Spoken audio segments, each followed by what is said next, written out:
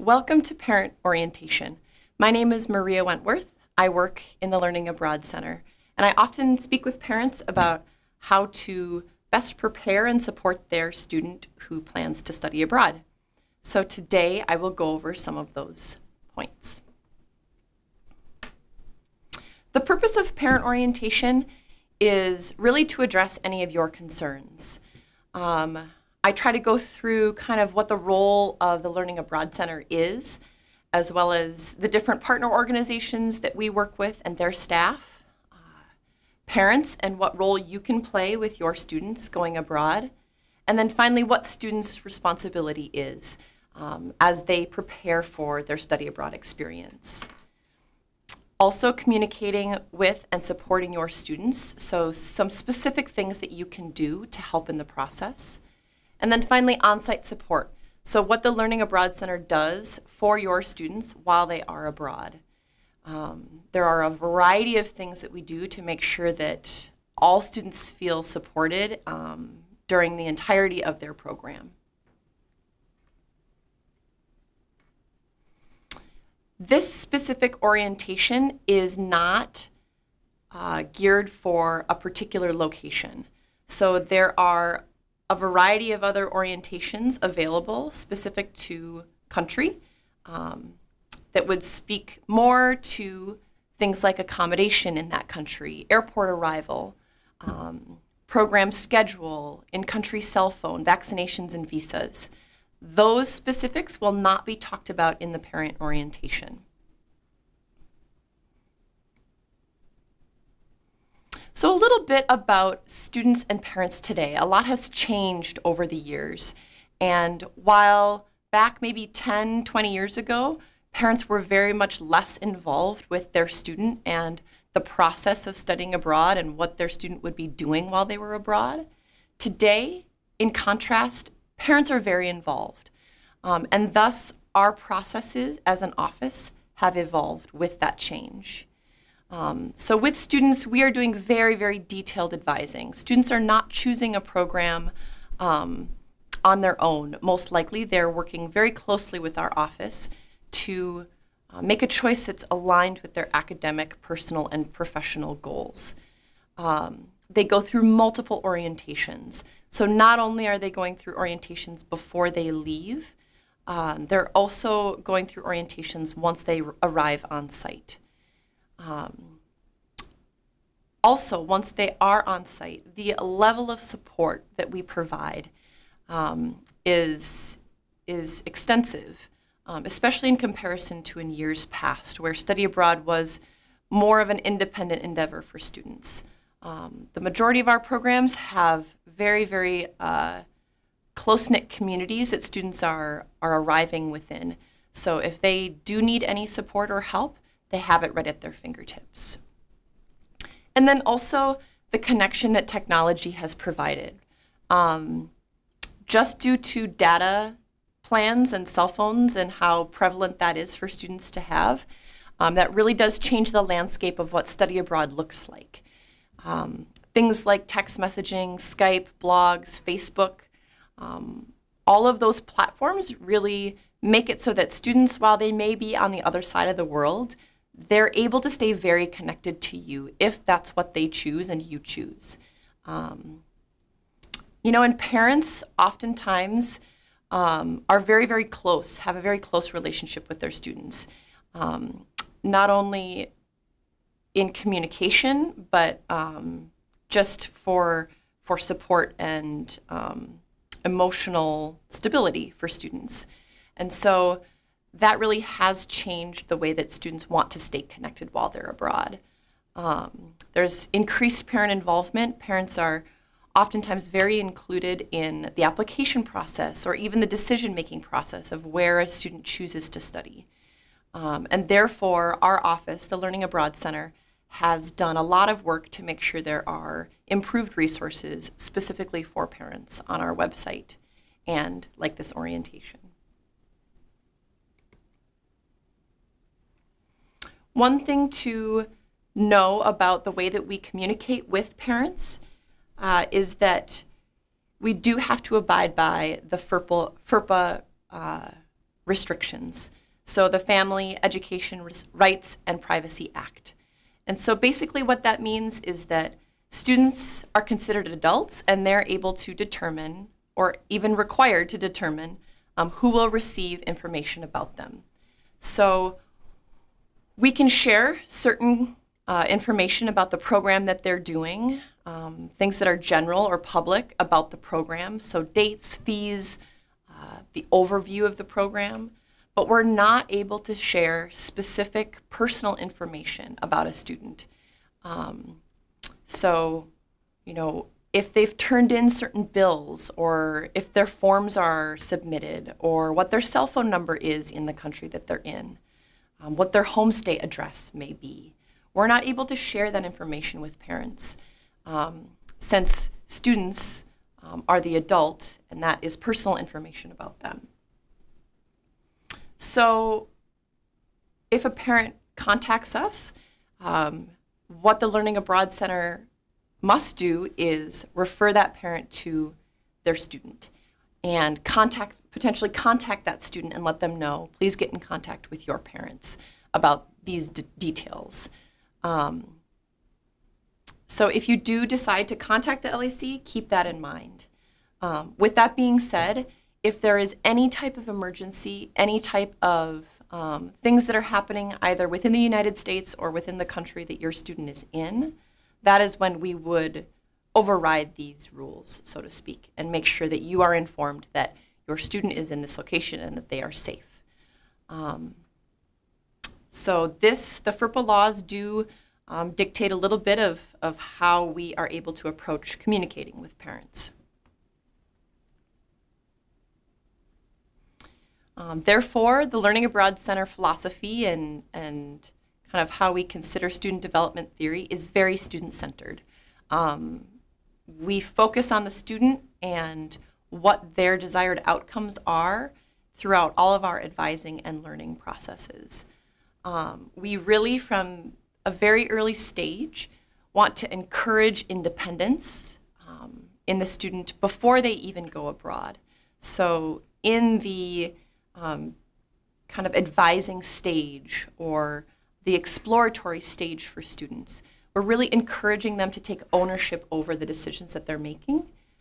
They decide on a location and a program style based on what their goals are, whether that be personal, academic, professional goals. They're the ones responsible for their application, for making sure that their courses are approved, for what's necessary within their degree.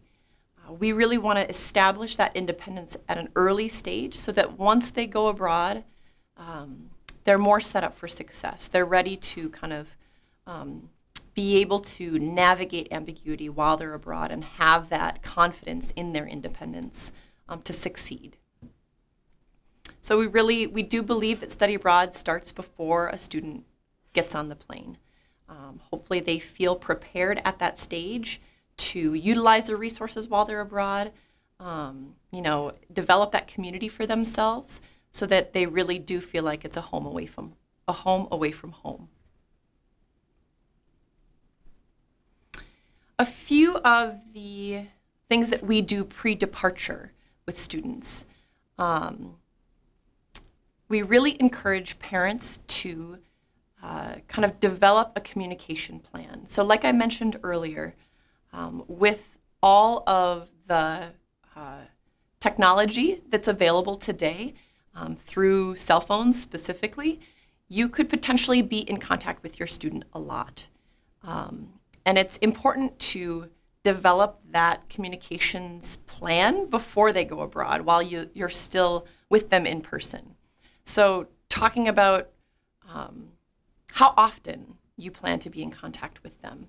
I think sometimes students before they go abroad might feel like they want to stay in contact a lot, but once they get abroad, they're very busy developing a community for themselves, making friends, going to class, trying to explore the new location that they're in, that communication plan might have to change. I think it's also important to think about what the appropriate amount would be.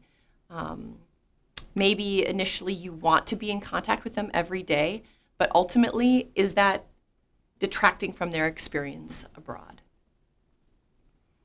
Do expect limited contact during the first few days of the program. Oftentimes, the first few days of a program are the busiest.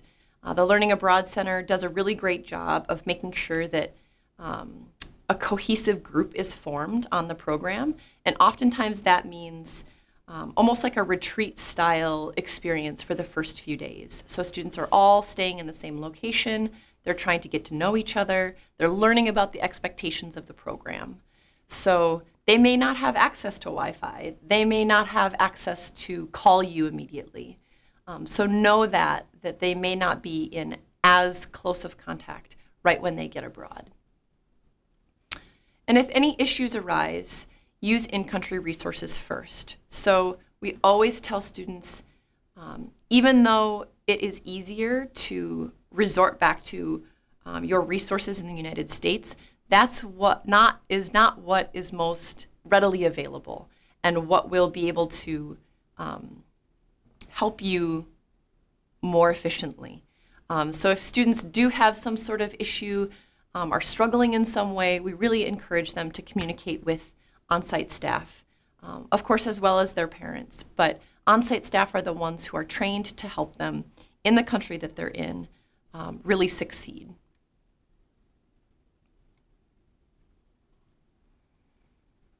So a few things pre-departure for health and safety. Vaccinations.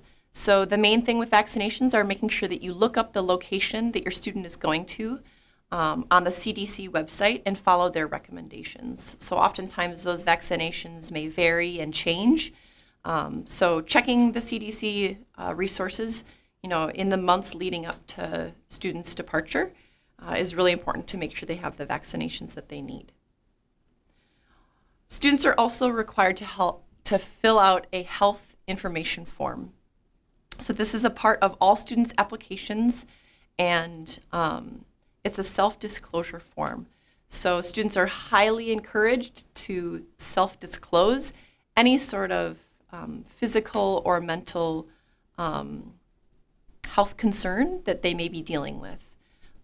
Even if it is small in the United States, oftentimes these things may resurface once they're abroad. And so while your student maybe has already filled out this form, it's important as a parent to very much encourage them to self-disclose this information, because this really helps our on-site staff and our staff here in the United States in the Learning Abroad Center fully understand the stage that your student is in and what issues may arise with their health and safety.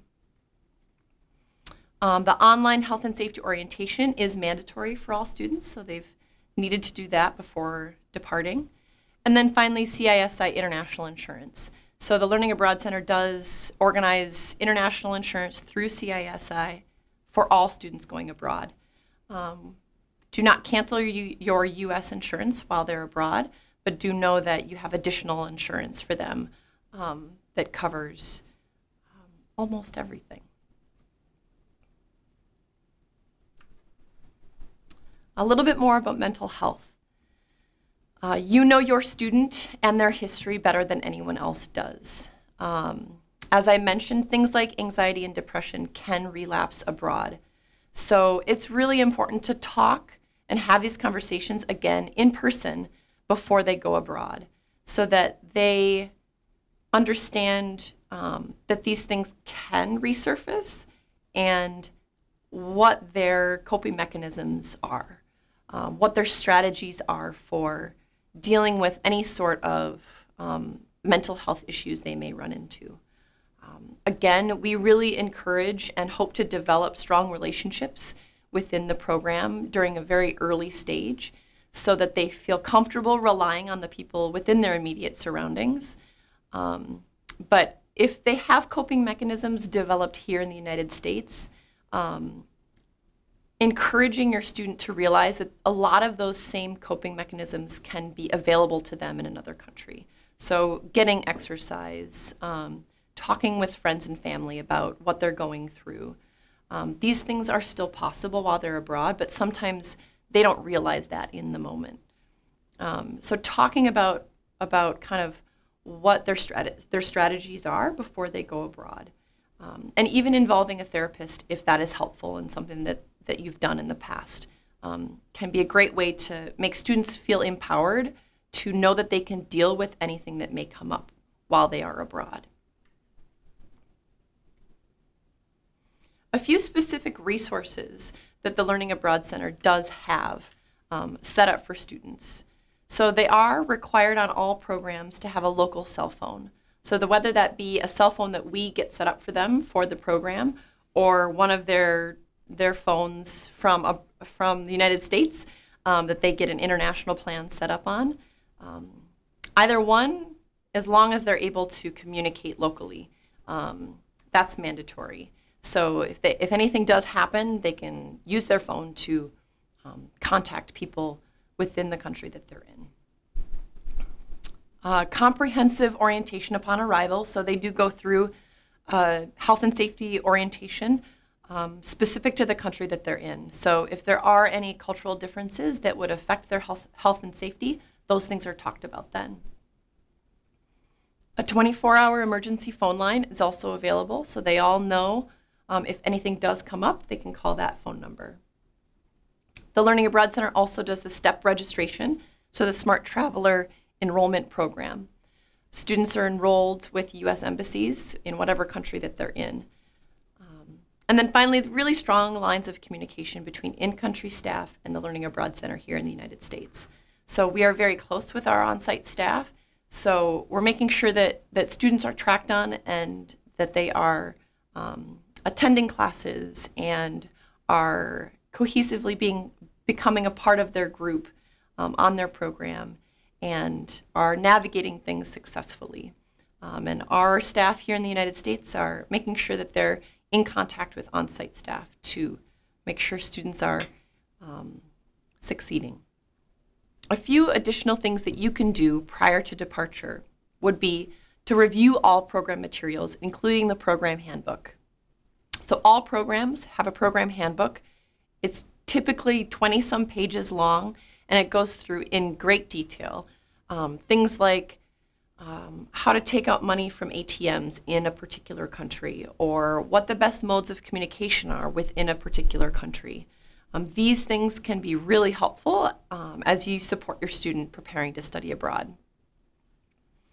Ask questions about the program. Ask them why they chose the location that they did, what the program structure is like. Are they attending a university, or are they going to a study center to take classes? Are they planning to do an internship? Ask them these questions so that they feel like you're involved in the process that they're going through. Talking about responsible alcohol use is really important.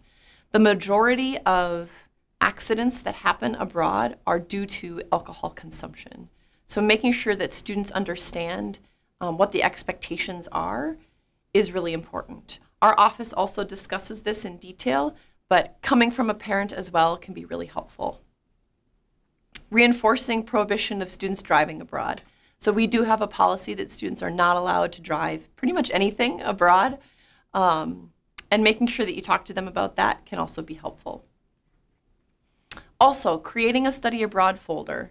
So creating a folder, a paper copy folder for both you as well as your student to travel with is really, really helpful. So taking copies of things like license, passport, the front and back side of any credit cards and debit cards, because that information will typically provide phone numbers just in case things do get stolen. Finally, discussing how you plan to communicate with your student, like I mentioned earlier, and thinking about if you have a passport before your student departs. This can be really helpful if you want to go and visit before, during, or after the program, or if any emergencies arise. If you already have a passport, you'll be ready to travel if need be.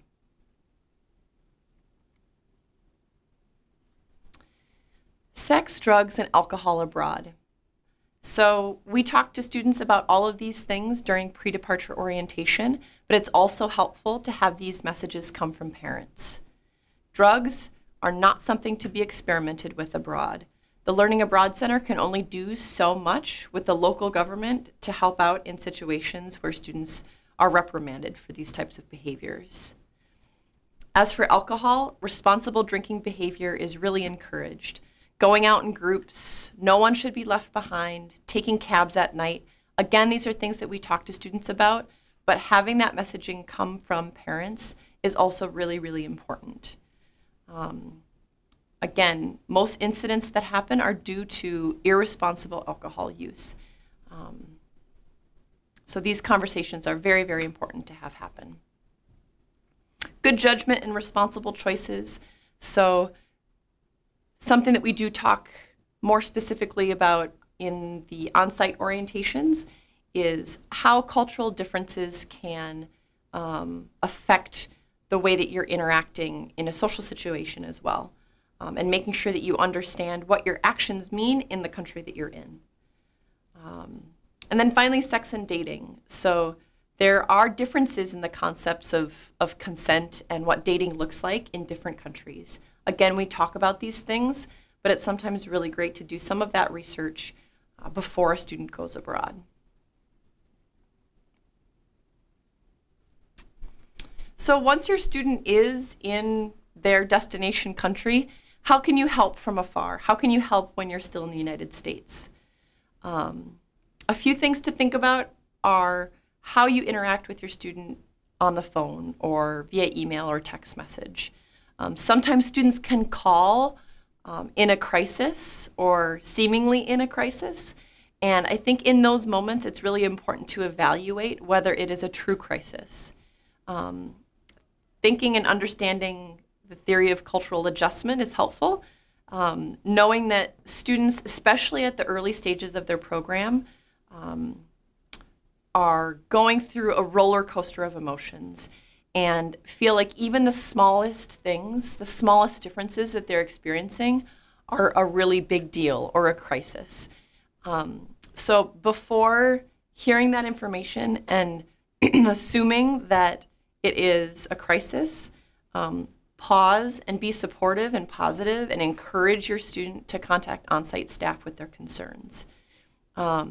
Things like homestay challenges, if they lose their passport, if they're sick in some way, on-site staff will be better able to address those concerns than you will be from the United States.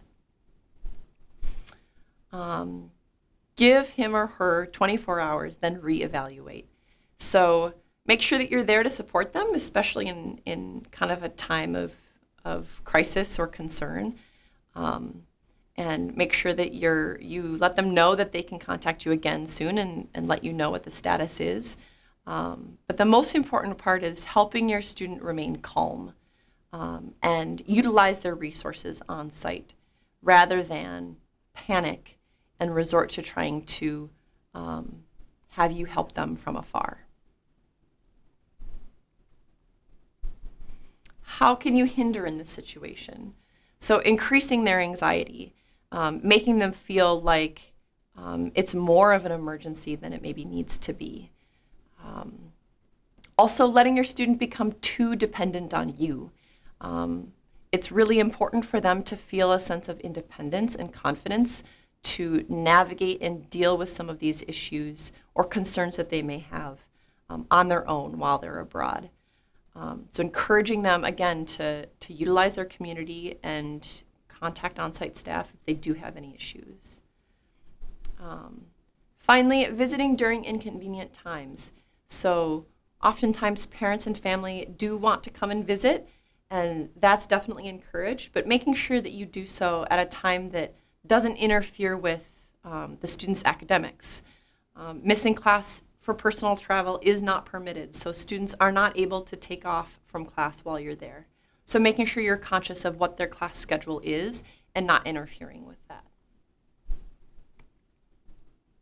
So a little bit more about visiting your student abroad. Before, during, or after, what time should you go? There are different considerations to think about.